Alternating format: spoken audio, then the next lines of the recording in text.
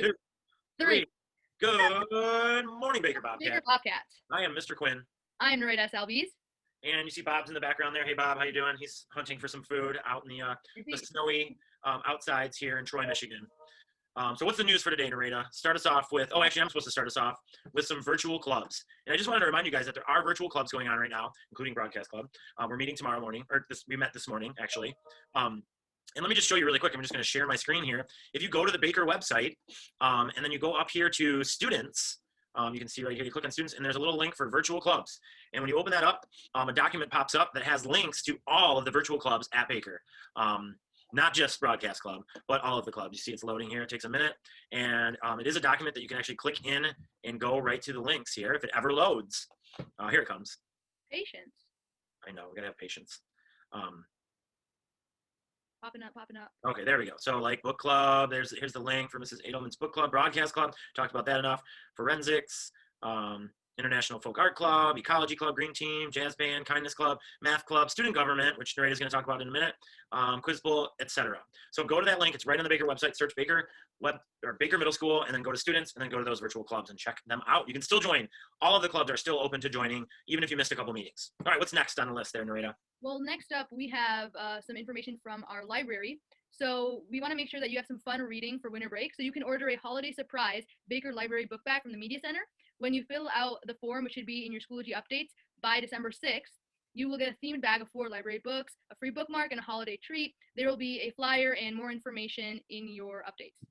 Cool. All right. So hopefully you guys got that in Schoology, and Miss Locke is, maybe call her Santa Locke. She's creating all of these book packages that you guys can get.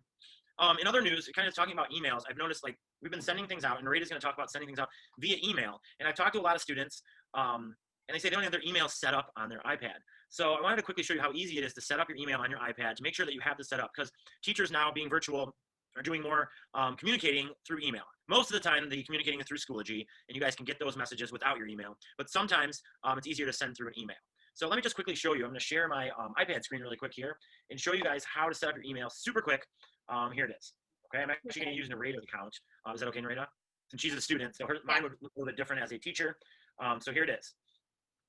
Let's see here. Here it comes. Boom. There is my iPad. And if you go down here to your mail app, you can see that right there, little envelope. And when you first click on it, if you haven't set it up, you'll see all these possible email things. And here's the trick. You have to pick Microsoft Exchange. You already have a Microsoft Exchange account.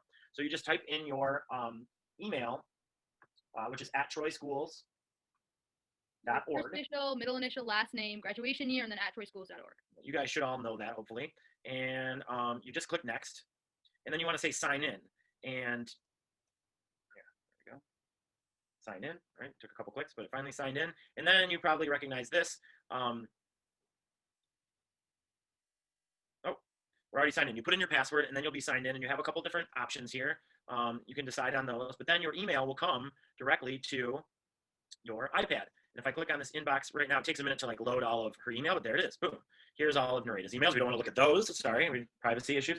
But then when we go back here and go to your settings, you guys know the little settings gear thing. Click on the settings, go down to your mail, and then go to notifications. You see there's one account here, go to notifications. Turn on all these notifications. So anytime you get an email from a teacher, student, whatever, it will give you a notification on your iPad.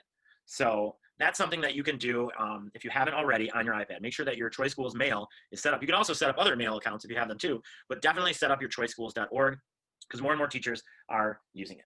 All right, what's next, Narita? Well, many of you guys are probably familiar with the Moonbeams for Sweet Dreams Beaumont event. It's also known as the Beaumont Lights event. And this year, because of COVID, it has become virtual, and Baker wants to send its virtual wishes and donate Moonbeam backpacks to the children. In order to do this, Student Government is holding a Zoom this Friday at 11:25, so right after second hour ends. The Zoom link was sent to you guys in your email. Mr. Quinn just showed you guys how to set up. And in the Zoom, we will record our virtual wishes, give information on how to donate, and more information will come in the Baker Blast.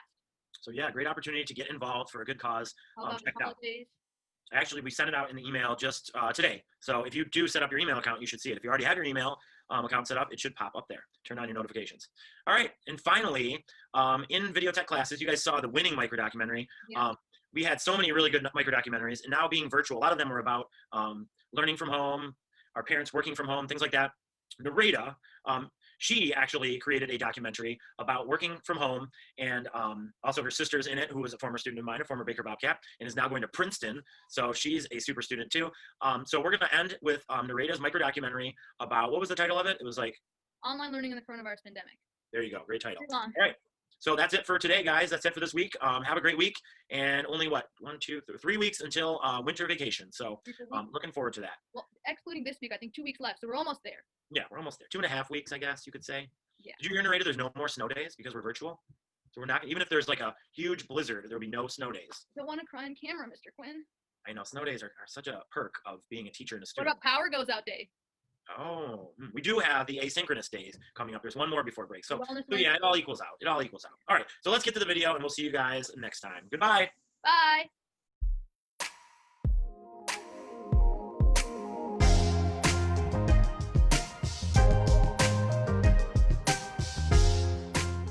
Nelson Mandela once said, "Education is the most powerful weapon which you can use to change the world."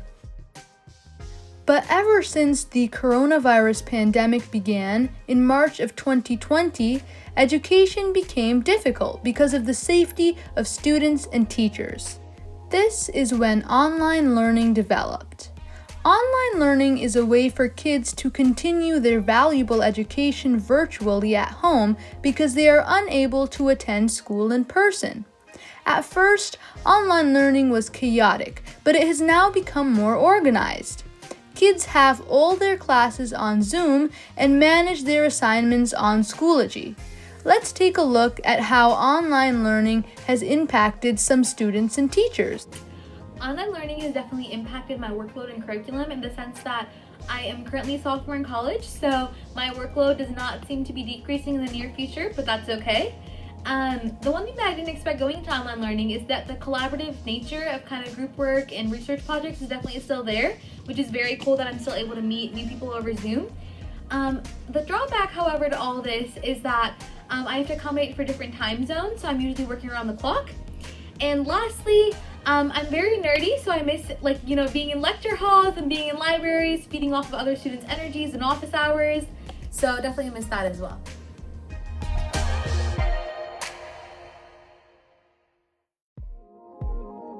Yes, the virtual learning has affected how I teach, and one of the big things is group work. In video tech and digital apps, we did a lot of group projects, and the virtual setting doesn't make it as easy to do group projects. And that group project would teach a lot of skills about group work, collaboration, things like that. And I really do miss that in the virtual learning because most of the assignments have to be individual from home.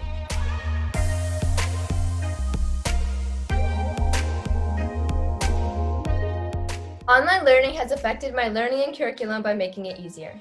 It is more self-paced and I feel more productive. It is also really nice to be at home with my family who are also working from home. Overall, online learning has had more advantages than disadvantages for me.